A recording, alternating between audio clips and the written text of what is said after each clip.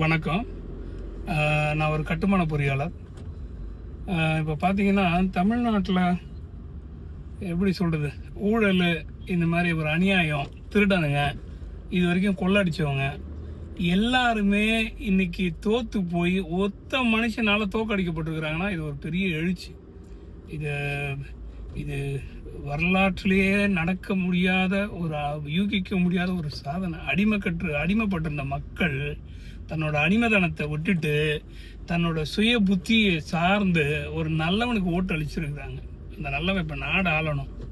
அதுக்கு கூட எவ்வளோ எதிர்ப்பு! ஏன்டா ஒருத்தனுக்கு இத்தனை பேர் எதிர்ப்பாடா? அதுலேயே தெரிஞ்சவனா அவன் நாட்டை கண்டிப்பாக அவன் திருத்தாம விடவே மாட்டான். நீங்கள் பண்ணுற அநியாயத்துக்கு தோண எல்லாருமே ஒருத்தனுக்கு எதிராக இத்தனை பேரா? எவ்ரிபாடி அப்படின்ற மாதிரி தான் இருக்குது.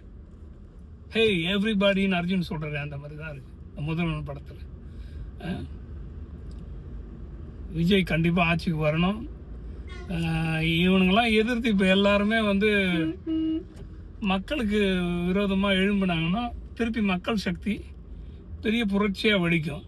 அப்போ இவங்க இல்லாமலே போயிடுவாங்க. 107 147 மாறிடும் சீட்டு.